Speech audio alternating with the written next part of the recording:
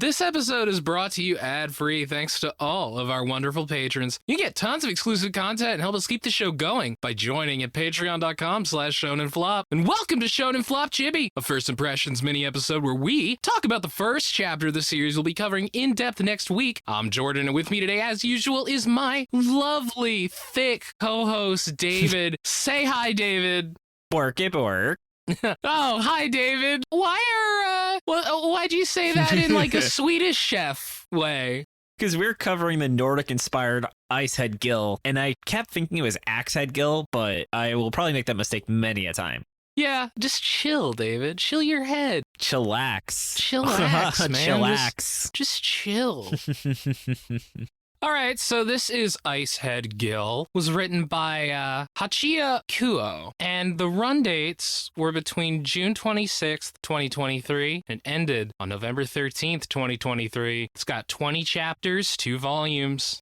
We assume. It hasn't officially had its full series published, but it seems like 20 chapters will be two thicky boys, as they say. Thick like me.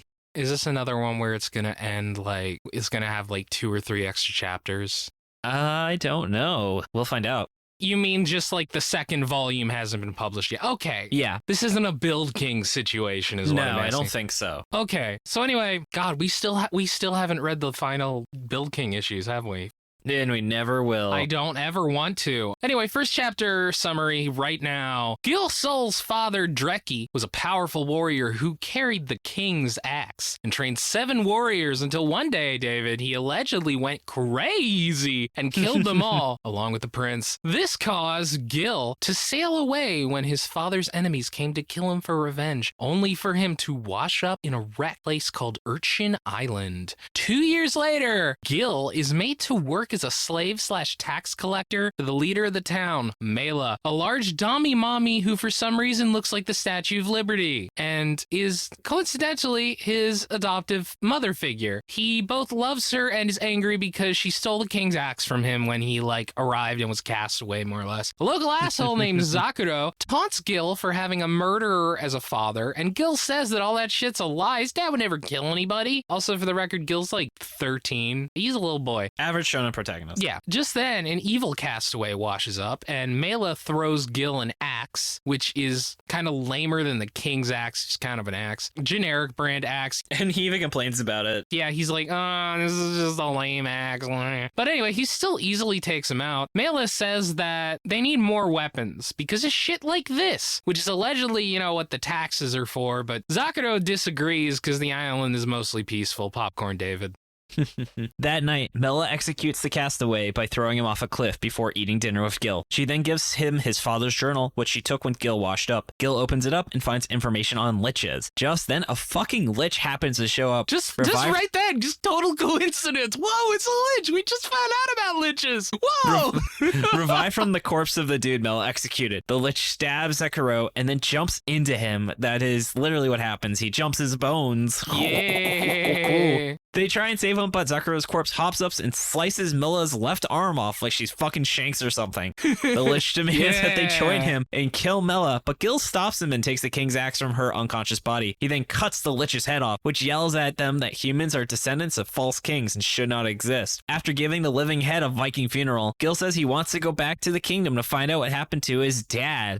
Protagonist trying to do an adventure to find his dad. Interesting. He left a bunch of cryptic messages in troll language, as well as one of the 3 relics in his journal, as well as the info that all 3 together will open the gates of hell. I wrote as well as both twice. I'm sorry, everybody. That's on me. They all can't be winners. Gill heads back home because his aunt is part troll and might be able to read it. Because he is a racist. It's like, so I'm part troll, so you think that I can read the troll language? Oh, okay, I see. This reminds me, I had an interview where I was talking to this guy and he was like, tell me about how he's been programming. And I was like, what was your first language? And he was like, well, technically speaking, I guess Spanish. And I was like, no, I meant programming language. And he's like, oh, okay, that question makes much more sense. No, see, I'm approaching it from being like, hey, someone come up to me and they're like, hey, you're Jewish. Can you speak Hebrew? Oh, all the time. It's like, yeah, of course I can. Oh, Yeah. l'chaim. Oh, and Jordan, much like people's first impressions of us for being Jewish, oof. What were your first impressions of this series? Oh, God. Wow, that was a lot of lore at the end. God, so much dumping. Such a big info dump towards the end. I feel every manga that has a huge amount of exposition and sets up, then immediately goes nowhere or just ends after 20 chapters. I mean, the ones that we read on the show, at least. Yeah, that's true. I can't think as much of, I don't know. You think Bleach had a lot of lore when it started? I don't remember. I was rereading the first chapter of One Piece, just literally has Roger's execution, and then it's kind of like that's it for talking about the setting for like that first chapter. Yeah, but I mean, that's One Piece. That's like one of the best opening chapters of all time, you know? True. This first chapter kind of goes hardcore in different places, you know? I really want to like this series, and it's really trying its best to have me not like it, because this is a legitimately really interesting setting. Yeah. It kind of reminds me of Red Hood, actually, where it's very, like, I guess, Germanic or Nordic inspired in a way that we don't see that often in Shonen Jump. Yeah, I was kind of getting into it, you know, definitely didn't blow me away. I felt like the art was kind of shaky in a lot of places. Mm-hmm. Oh, yeah, this art is not great. It has its moments. I like a lot of the details. I think the designs are pretty interesting. Mm-hmm. I think the monsters look kind of cool. It's just more like there are moments where, like, man, Gill looks weird in this shot. This wasn't the best drawn. I think Gill has a terrible character design. It's not great. Yeah, like, there's just blatant art errors. Like, I'm not an artist, but I caught things where he just straight up forgot to draw one of Gill's eyes. Yeah, wish he had a panel where Gill actually reached down and picked up the axe. I had to like double take and I was like, when did he get the king's axe? What? Yeah, I was confused about that too. He showed like 2 shots of like Mela laying on the ground and she just had the king's axe there. She just had it there. He didn't even like comment on it. He just went and picked it up and it was like almost off screen that he did that. Yeah. It was a little bit too casual. There had to be at least one panel where he was like, oh, king's axe, you brought it. Yeah. Or something like, yeah. Maxi B has mentioned this is like the author's first real work, and you can definitely tell this is the first thing he ever really did. I mean, if this is his first work, kudos to him. It's not bad. Yeah, this is for a first work, not bad. No, I mostly enjoyed this. I thought that the setting was pretty cool, as same with David, you know? I mean, you know, we all love a large dommy mommy. I find it interesting how this, again, has everyone nice disease, where Mela is really nice, kind of, except her actual actions seem pretty terrible. Like, she openly executes people. She is extorting the townsfolk for tax money, yet this chapter is trying to make her seem like a sympathetic character, and it's very strange. I kind of disagree that it has everyone nice disease because, like, Zakuro is like a complete fucking dick to Gill and stuff like that. Like, Mela knows that he's powerful, but she doesn't spend the whole time being like, Gill, you are the chosen one. You know, I see something in you, you know? It's just like, nah, he's good with an axe, fucking kill this guy. Yeah. And basically has him as like a slave / like adoptive son, kind of. Mm-hmm. So, like, I kind of think she's somewhat of an interesting character because she is like an asshole. She collects taxes, she's a dick to everyone, and she does like execute people, but like there is like a little bit of softness there around Gill. It's kind of like, underneath this tough exterior, you're really a good person. I mean, she's not. Yeah, she's a pretty awful person. She's a pretty terrible person. She's basically a landlord. I mean, fucking the worst kind of people. Worst kind of people, you know. My cruelty squad stands know where we're at. Yeah. So, Jordan, would you read our 10 chapters of this? Yeah. Yeah, I was surprised. I was like, you know what? Fuck it. I want to see where this goes. I think the setting is cool enough that I would give this another 10 chapters. Yeah. I mean, you know, this is assuming I read it on the first day. Again, I know it lasts 20 chapters. Yeah. It's like, I know that this probably does not get good if it got axed like that. I've read enough canceled manga to know that, but like if I'm just picking this up and this is like the first day it was released, I'm like, yeah, I'll stick around for the next week, sure. Yeah. And then, Jordan, what do you think is going to happen next? First of all, I think that his dad did kill those people, and I think he killed the prince because the prince was trying to bring liches into this world. Second guess, I think that those 7 warriors that were killed are going to come back as liches. And I think the other 2 relics will show up 3 chapters before the manga ends. Yeah, that's a good one. I also want to, before anyone brings it up, Steve Lichman, super dope webcomic. Everyone should read that. Yeah, go check it out. It's a fucking webcomic about his lich that just kind of hangs out in his dungeon with his buds. So my guesses are, I think in the city, he will meet his rival that joins his king of characters, much like we saw Metallica Metallica. I think there will be a surprising increase in quality where this is the author's first work, and I think he's really going to turn it around just in time for that series to get axed. Because, and I think one of the big 3 Nordic gods will show up, possibly hiding his form until a sun revelation later in the series. Now, David, who are the big 3 Nordic gods? That's Loki, Thor, and Odin. Gotcha. What about Baldur, though? He doesn't get in here? No, he's got a bad hair day. Oh, he's like the 4th one. I mean, I don't know if people know anything about Baldur besides the word Baldur's Gate. No, I mean, he was the cause of Ragnarok. That's true. I mean, he was in God of War. Yeah, so are we doing God of War as the cover art for this? I don't have a better idea. We'll figure out that pitch later. Yeah, whatever, fucking. All right, and then, Jordan, what's your power word, my man? Cold, because, like, it's a cold setting, and damn, Mela's fucking cold. She just kills that dude. She's just a bad lich. Nice. Mine is lukewarm because this series is not great, not super, very 60 degrees. Yeah. You know. All right. But you know what I don't have a lukewarm reception to are the people who send us questions. So let's go Q&A time. As a reminder, you can submit your questions in the Shonen Flop Discord, and we get priority of those who haven't had a question answered in a long time, new to asking questions, or our patron. Kicking things off, we have from friend of the show, Aussie Rat. If you were a protagonist in a manga and you had to come up with a backstory, which of the flops you reviewed would be your backstory? Oh, so many fucking flops, David. You go first. I mean, we can always go with the Cocoa Banana Town that is from Stealth Symphony. Or we could do I think the only true isekai we've reviewed, which is Tricks Dedicated to Witches. That would be pretty dope to be a magician. Yeah, that would be, honestly. It would mean like you were a really talented guy who was also like an asshole. Yeah, so I'll go with that. That's me in real life, too. Hey! So, Jordan, what would you pick then for your backstory? Oh my god. Oh man, David, I'm getting put on the fucking spot. I guess I might go Dark Mage. So you would actually, that's also an isekai, but that's a double isekai. Yeah, that's a double isekai. Yeah, because then I would be like this awesome Dark Mage. I guess that is what he is, isn't it? He's a Dark Mage. God, what a stupid fucking series that was. It was so stupid. All right, next up we have from Dude Rocks. Would you rather eat a non-boiled egg straight out of the fridge, shell and all, or eat a large bowl full of uncooked dry oatmeal? A non-cooked egg is edible, so you will not die if you do that. When I first read this, I was like oatmeal, but now I'm thinking about it. I think I might go egg because like it would be just so fucking dry and like hard to get down. But like an egg, you could probably chew the shell until it's in like small enough bits where it's not that big of a deal, really. I mean, it's not going to taste good, but it's like you can get it down relatively quickly. It's just over. Yeah, it's just over. I feel like oatmeal would be like just prolonged suffering. The Saltine Challenge, right? I don't know the Saltine Challenge. So the Saltine Challenge is actually very difficult to get like 7 saltines without drinking any water in between. So that's kind of what it feels like eating a bunch of dry oatmeal because it just dehydrates your mouth.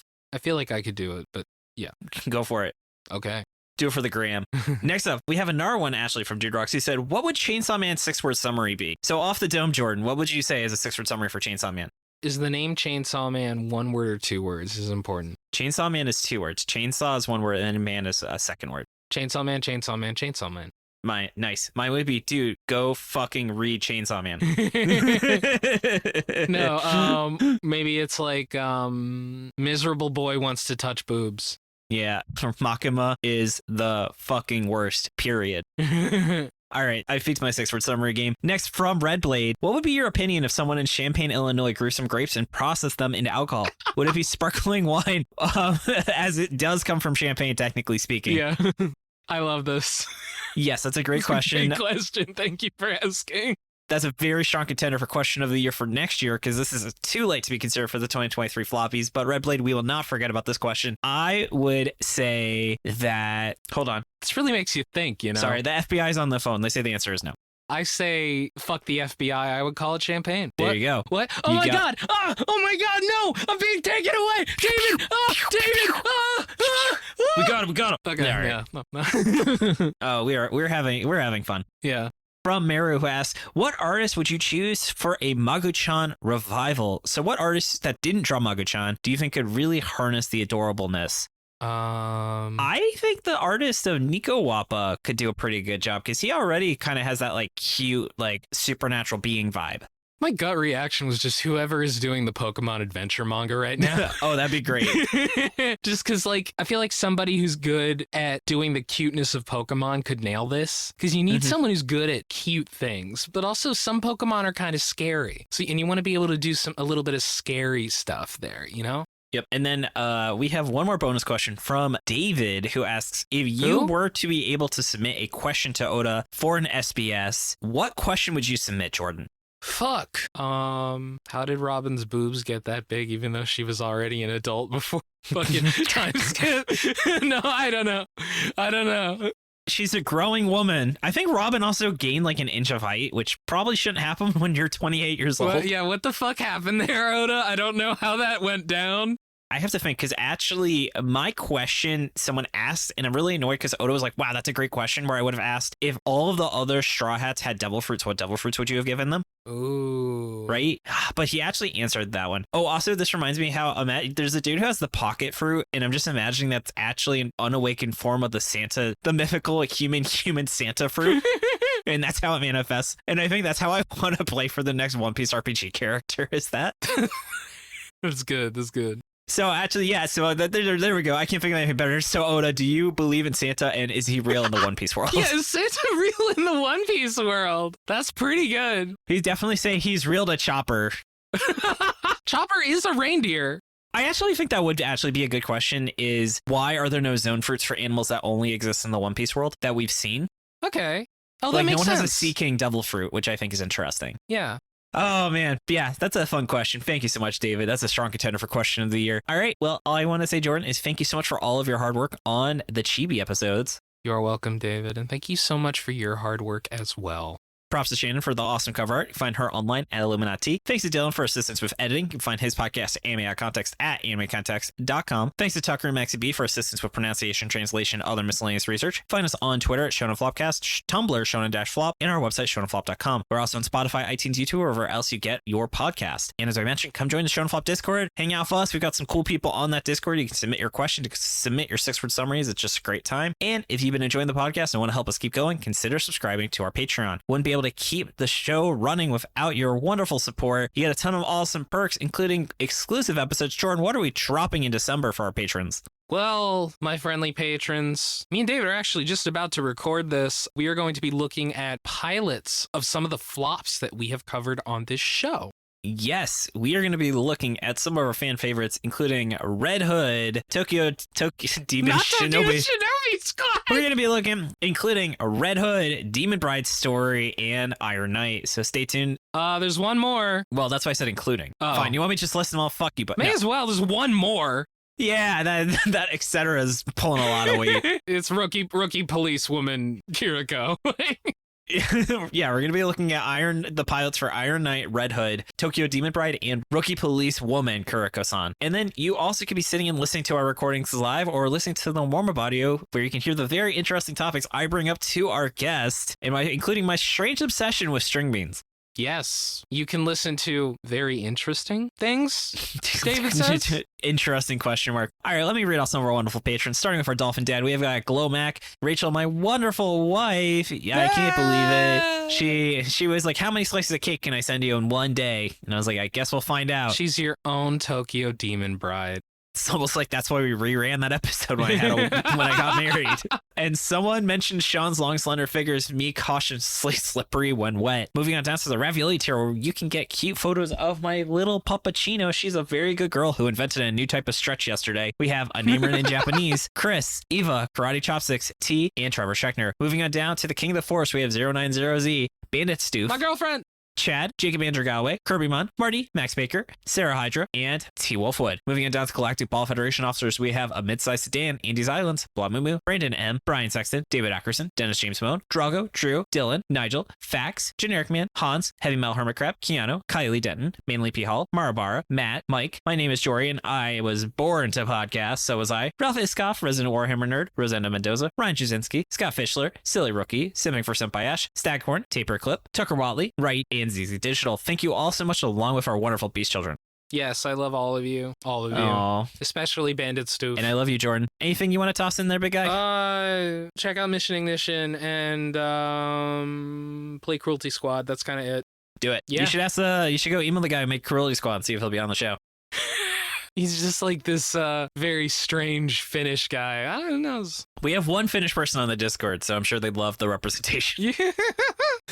All right. Well, thanks so much for listening. Tune in next Monday for our full episode on Ice-Head Gill. Yeah, this has been Jordan. This has been David. And you've been listening to Shonen Flop. David, say it. Keep on flopping, floppers. Bye.